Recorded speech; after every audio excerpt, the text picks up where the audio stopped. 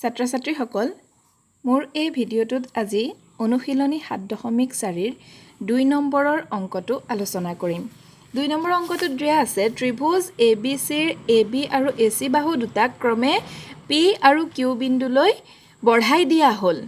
এতিয়া বঢ়াই দিয়াৰ পিছত এইকেইটা কোণ উৎপন্ন হৈছে, এইকেইটা বহিকোণ উৎপন্ন হৈছে হয়নে? এইকেইটো বাহু বঢ়াই দিওঁতে আৰু এইটো বাহু বঢ়াই দিওঁতে এইটো এটা বহিকোণ উৎপন্ন হৈছে। এতিয়া এই বহিকোণ কেইটা কেনেকুৱা? এংগল PBC টো PBC কোণটো এংগল QC বিতকৈ সৰু হয়নে? এইটো দেখিছা এফালে আছে মানে এইটো হৈছে সৰু কোণ PBC কোণটো।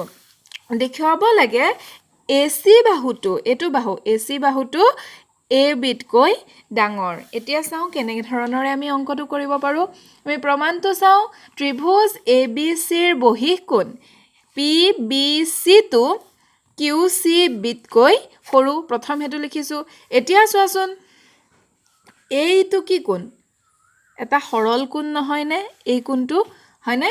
গতিকে angle PBC plus angle ABC PBC plus ABC হৈছে 180 ডিগ্ৰী হল। আকৌ ঠিক এইফালে চোৱাচোন এইফালেও ঠিক একে ধৰণৰে angle QCB plus angle ACB 180 degree কাৰণ এইটো এটা সৰল কোণ হয়নে? এই দুটা প্ৰথমটোক মই 1 দিলো দ্বিতীয়টোক 2 দিলো। এতিয়া 1 আৰু 2 ৰ পৰা আমি কি পাম চোৱাচোন এইটো 180 ডিগ্ৰী এইটোৰ যোগফলো 180 ডিগ্ৰীৰ সৈতে সমান এইটোৰ যোগফলো 180 ডিগ্ৰীৰ সৈতে সমান। গতিকে আমি লিখিব নোৱাৰো নে এই অংশটো এই অংশটোৰ সৈতে সমান কাৰণ দুয়োটাই 180 ডিগ্ৰীৰ সৈতে সমান হয়নে? 1 আৰু 2 ৰ পৰা মই হেতুকে লিখিছো। এতিয়া এটো লিখাৰ লগে লগে মই তলত লিখিছো যিহেতু angle PBC is less than angle QCB অৰ্থাৎ PBC টো QCB কোণতকৈ সৰু এতেকে এংগল ABC টো এংগল ACB তকৈ ডাঙৰ। এই কোণটো এইটো কোণতকৈ ডাঙৰ বুলি ক'লো। এতিয়া কিয় ক'লো তোমালোকে ইয়াত হয়তো বুজিব পৰা নাই কিন্তু মই তোমালোকক যদি এই উদাহৰণটো দেখুৱাও তেনেহলে তোমালোকে নিশ্চয় বুজিব পাৰিবা।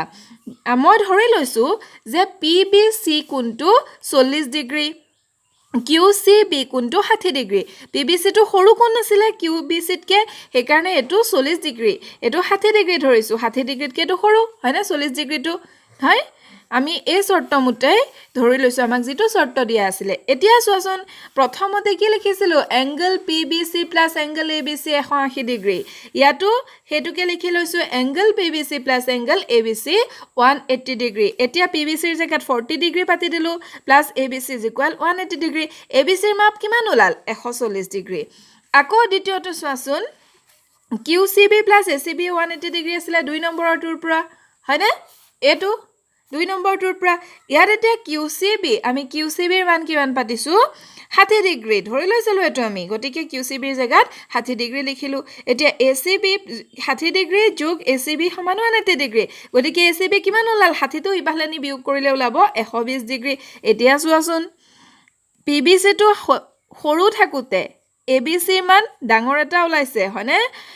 আটো QCB কোণৰ মাপ ডাঙৰ থাকুতে ACB ৰ মান সৰু ওলাইছে কাৰ তুলনাত এটোৰ তুলনাত হয়নে? এই কোণটোৰ তুলনাত এটো কোণৰ মাপ সৰু ওলাল।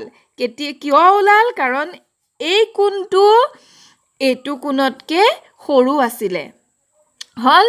বুজি পাইছানে? এতিয়া আমাৰ শৰ্তটো এটো কোণ আৰু এটো কোণৰ ক্ষেত্ৰত কি দি আছিল এই কোণটো সৰু এটো কোণ ডাঙৰ। আমি সৰু কোণটোৱে ধৰি লৈছিলো 40 ডিগ্ৰী এটা ধৰিছো 60 ডিগ্ৰী এয়া শৰ্তটোৰ মতে। এতিয়া 40 ডিগ্ৰী থাকুতে এফালে কিন্তু মাপ ABC ৰ ডাঙৰ ওলাই গৈছে কম সৰু কোণ থাকুতে হয়নে? ইয়াত আকৌ ডাঙৰ কোণ থাকুতে 60 ডিগ্ৰী থাকুতে এফালে কি ওলাই গৈছে 120 ডিগ্ৰী এটোৰ তুলনাত এটা সৰু মান ওলাই গৈছে। সেই কাৰণে ইয়াত লিখিছো যেতিয়া এংগল PBC টো এংগল QCB তকে সৰু হয় তেতিয়া হলে ইয়াৰ কি হৈ যায় এটো আৰু এটো কোণৰ ক্ষেত্ৰত কেনেকুৱা হৈ যায় এংগল ABC টো এংগল ACB তকে ডাঙৰ হৈ যায়। এতিয়া আমি চিত্ৰটোত চাম যে এংগল ABC এই কোণটো নহয় নে বাৰু এংগল ABC কোণটো ডাঙৰ গতিকে এই ত্ৰিভুজটোত চোৱা ডাঙৰ কোণৰ বিপৰীত বাহুটো ডাঙৰ গতিকে এই কোণটো ডাঙৰ হোৱাৰ লগে লগে AC বাহুও ডাঙৰ হ'ব। আকৌ এই কোণটো সৰু গতিকে ইয়াৰ বিপৰীত বাহুটো সৰু হ'ব। ঠিক আছে এতেকে আমি লিখিছোঁ AC টো AB বাহুতকৈ ডাঙৰ কাৰণ B কোণটো ডাঙৰ আৰু C কোণটো সৰু কোণ ঠিক আছে বুজি পাইছা তোমালোকে নিশ্চয় এতিয়া মোৰ পৰৱৰ্তী ভিডিঅ'ত কেইটাত মই বাকি কেইটা অংক আলোচনা কৰিম ধন্যবাদ